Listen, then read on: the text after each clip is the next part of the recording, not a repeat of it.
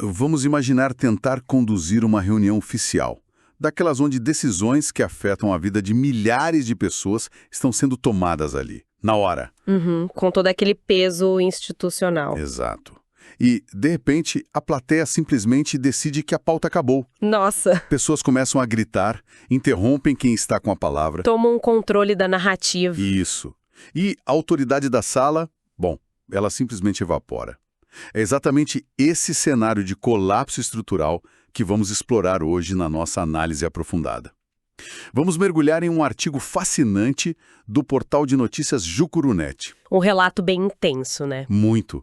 O texto descreve uma sessão da Câmara Municipal de Jucuruçu que saiu completamente dos trilhos. Estamos falando de um estudo de caso em tempo real sobre desordem, vácuo de liderança e o peso das regras institucionais. E o mais interessante é que o nosso foco hoje não é apontar quem está certo ou quem está errado na política de Jucuruçu. Perfeito, muito bem lembrado. O texto do Jucurunet, que é a nossa bússola para essa discussão de hoje, ele relata um acontecimento fático sem entrar no mérito partidário de forma alguma. E nós também não vamos entrar.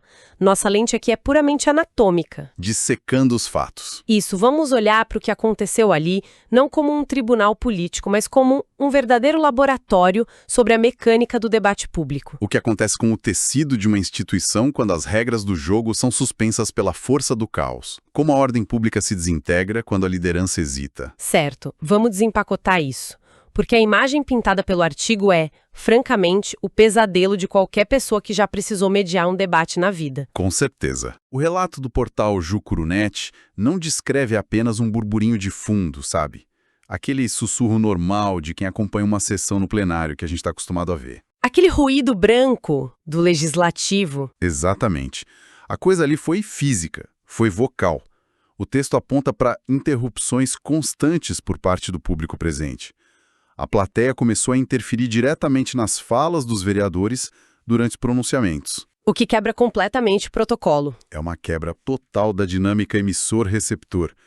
E, para colocar gasolina nessa fogueira, a repercussão não ficou contida nas paredes da Câmara. O caos transbordou para a internet. O fator digital muda tudo. Muda. Com os internautas acompanhando, reagindo e amplificando a desordem em tempo real. A analogia que me vem à cabeça é como tentar dar uma palestra importantíssima enquanto a plateia simplesmente sobe no palco. Pega o seu microfone. Isso, arranca o microfone da sua mão e começa a falar por cima. A peça inteira desmorona. O que é fascinante é que é a raiz estrutural desse problema. Tem um detalhe técnico vital que a fonte nos entrega, quase como uma chave mesmo, para decifrar todo esse evento. E qual seria essa chave? O portal Jucurunet destaca que a Câmara de Jucuruçu não possui uma tribuna livre instituída. Isso é um detalhe crucial. É o coração do problema. Para nossa audiência que já entende a mecânica do legislativo, sabemos o peso tremendo que a ausência dessa ferramenta carrega. Sim, faz toda a diferença no fluxo do debate. Exato. Sem esse mecanismo oficial no regimento interno naquele momento específico, protocolado, em que o cidadão comum se inscreve e tem o seu tempo de fala garantido no microfone, a instituição retira do seu design a válvula principal de escape da pressão popular. Fica sem respiro. Não havia, portanto, nenhuma autorização formal para aquelas falas do público, eles não tinham um canal oficial. É a física básica aplicada à ciência política. Se existe uma demanda reprimida da comunidade, se as pessoas saíram de suas casas, foram até o prédio da Câmara e sentaram naquelas cadeiras, elas carregam uma energia. Uma urgência latente. Uma urgência enorme. Quando o design daquela instituição diz, olha, não há um momento previsto para essa energia ser liberada de forma organizada, a energia não desaparece. De forma alguma. Ela procura as rachaduras no sistema. Perfeito. E segundo o relato que estamos analisando, a rachadura encontrada foi a interrupção pura e simples. A pressão estourou a tampa da panela. E transbordou para o plenário. Transbordou de vez. O trabalho legislativo, que exige concentração para o debate de ideias e a votação de pautas importantes, foi completamente atropelado por manifestações não autorizadas. E a consequência direta de ignorar esse design institucional é que o público desenha as próprias regras. e geralmente de forma muito pouco ortodoxa. De forma caótica, na verdade. Sim, o legislativo é uma construção feita inteiramente de ritos, de formalidades. Cada vereador tem o seu tempo de fala protegido por lei. Isso é um dos direitos mais sagrados dentro de uma democracia representativa. É o que garante que todos sejam ouvidos. Exatamente. Esse tempo serve para que as ideias sejam expostas, para que a minoria não seja esmagada pela maioria, para que o debate flua com segurança. E quando o público entra no meio disso? Quando o público, impulsionado por essa falta de um canal oficial que a gente mencionou, decide intervir diretamente na fala de um parlamentar, ocorre um curto-circuito na engrenagem principal da casa. A máquina para. O tumulto relatado pelo Jucurunete não é apenas barulho.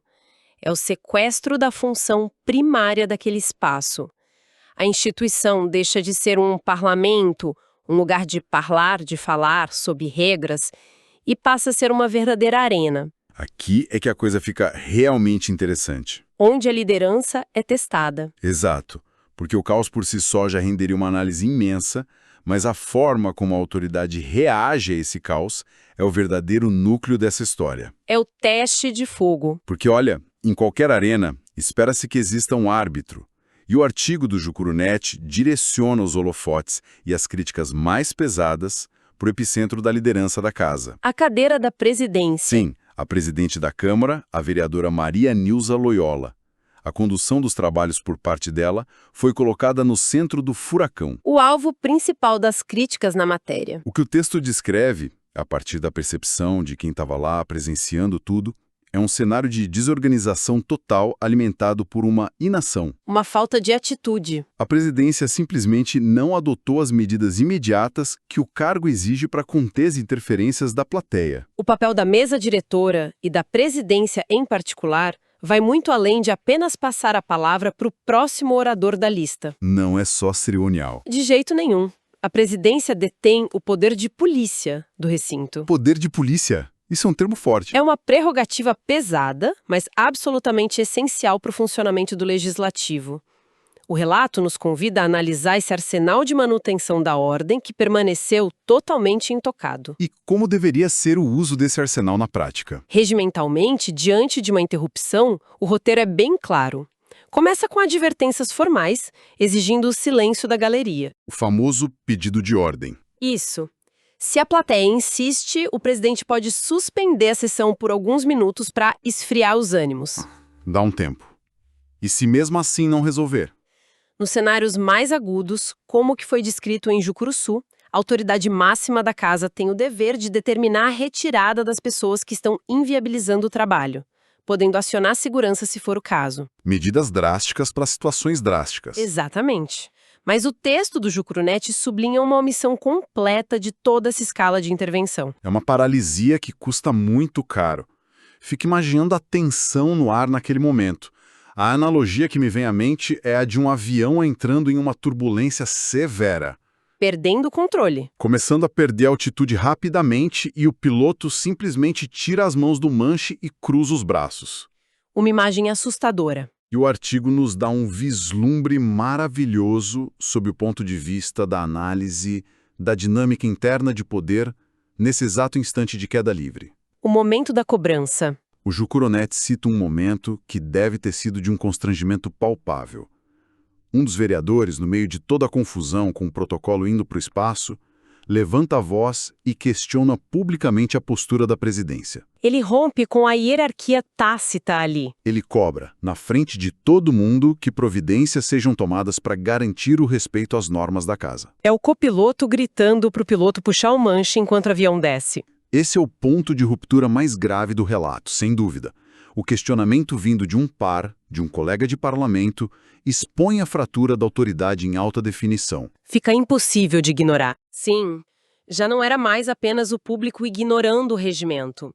Era o próprio corpo legislativo declarando, em voz alta, que o sistema imunológico da instituição havia falhado. Uma falha sistêmica. Quando um vereador precisa exigir publicamente que a presidência exerça o seu papel básico de garantir a ordem, a crise deixa de ser sobre a plateia indisciplinada. E passa a ser sobre o quê? Passa a ser sobre o vácuo de poder na cadeira principal. E a resposta a essa cobrança? Ou melhor dizendo, a falta dela, porque o texto é implacável nesse detalhe. O que aconteceu depois é muito revelador. Mesmo após esse apelo desesperado do colega parlamentar, o artigo relata que não houve nenhuma resposta efetiva. Nenhuma medida concreta foi adotada pela presidência naquele momento de clímax. Nenhuma atitude prática. O silêncio ecoou mais alto que a gritaria do público. Se conectarmos isso com o panorama geral de como as instituições sobrevivem ou perecem, esse silêncio é ensurdecedor. Porque ele tem tanto peso. A omissão nesse contexto específico atua como um endosso não intencional da desordem. Uma permissão velada. Exato. Quando a autoridade é desafiada publicamente a aplicar a regra e escolhe a inércia, ela emite um sinal muito claro para a sala inteira. Que sinal é esse? O sinal de que as regras, a partir daquele momento, são apenas sugestões.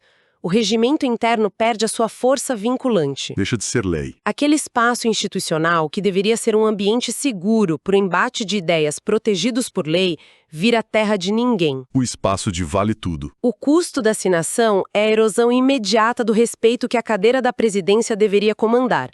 Uma vez que esse respeito se perde no plenário, é muito difícil de recuperar. E as ondas de choque dessa erosão bateram forte na comunidade.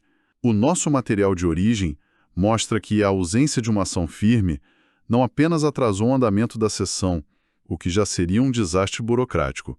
Sim, pautas travadas. Pois estamos falando de tempo público, de projetos que deixam de ser votados. Mas gerou uma revolta enorme em parte da população. E aqui temos um paradoxo que eu acho absolutamente intrigante no texto. Qual paradoxo chamou mais a sua atenção? A fonte destaca que o plenário é visto por essa mesma comunidade como um espaço de respeito institucional. A população anseia por esse respeito. Uma boa parte das pessoas ali exige que o plenário garanta o direito de fala dos parlamentares e que cumpra rigorosamente o regimento interno. A expectativa de ordem por parte da sociedade. Pense na ironia disso. Havia populares quebrando as regras para causar tumulto. E, simultaneamente, havia uma revolta popular porque as regras não estavam sendo aplicadas para impedir esse mesmo tumulto. É uma dualidade muito rica. Esse paradoxo encapsula um dilema profundo sobre o contrato social nas esferas locais de poder. Como assim? A Câmara Municipal é a casa do povo, sim.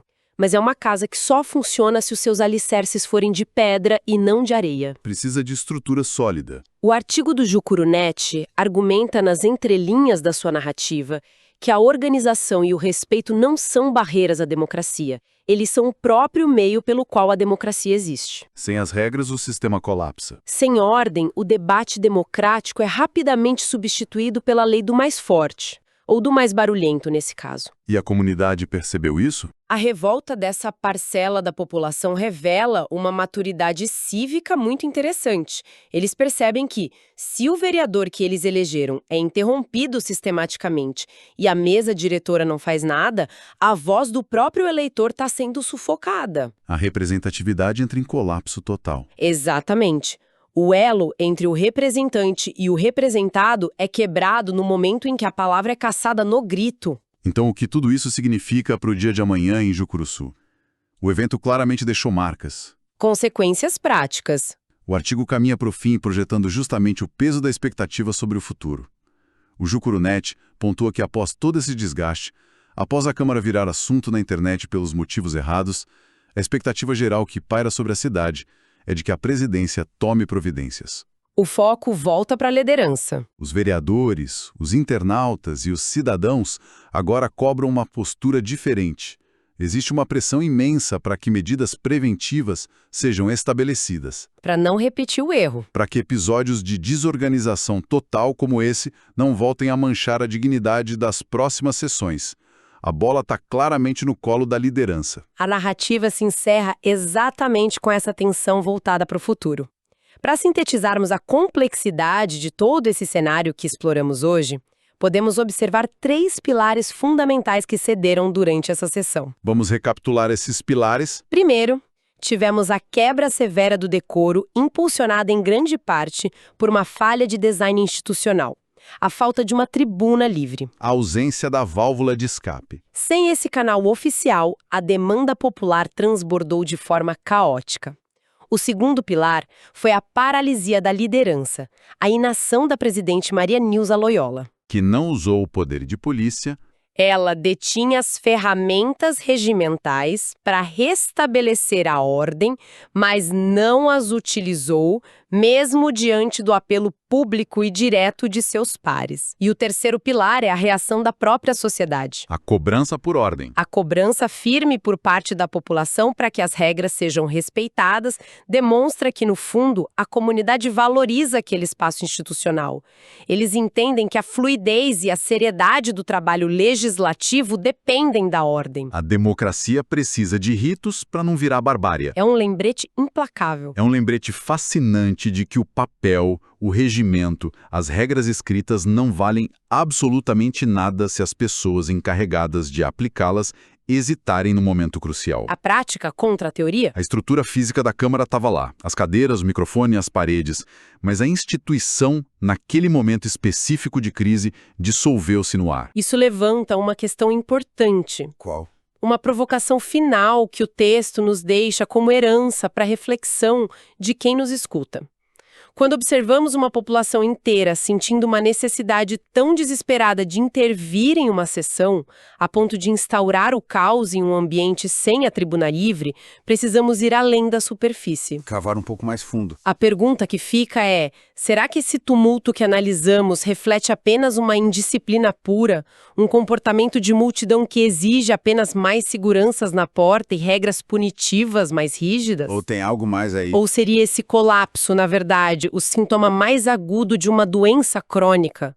Talvez seja o grito de uma comunidade que anseia desesperadamente por canais oficiais, estruturados e legítimos de participação na política local. Canais que hoje não existem. Se você tem uma panela fervendo e se recusa a instalar uma válvula de escape, colocar pesos cada vez maiores em cima da tampa não resolve o problema da pressão. Só mascara o problema. Apenas garante que a próxima explosão seja ainda mais forte. Que imagem poderosa para fecharmos a nossa análise de hoje. É a diferença entre tentar conter a força da água com as mãos nuas e construir um moinho para canalizar essa mesma força produtivamente. Uma excelente forma de ver as coisas. Fica aí a reflexão sobre como as nossas instituições são desenhadas desde o início e quem tem a coragem e a presença de espírito de operá-las quando o clima esquenta de verdade. É um desafio constante. Um agradecimento gigantesco a quem nos acompanhou até aqui em mais essa exploração detalhada. A presença e a curiosidade constante de quem nos ouve são um motor que faz todo esse trabalho valer a pena. Muito obrigada pela companhia de sempre. Continuem com esse olhar crítico sobre o mundo, dissequem as notícias, observem as engrenagens escondidas por trás das manchetes locais e nós estaremos de volta em breve para mais um mergulho profundo nos fatos. Até a próxima!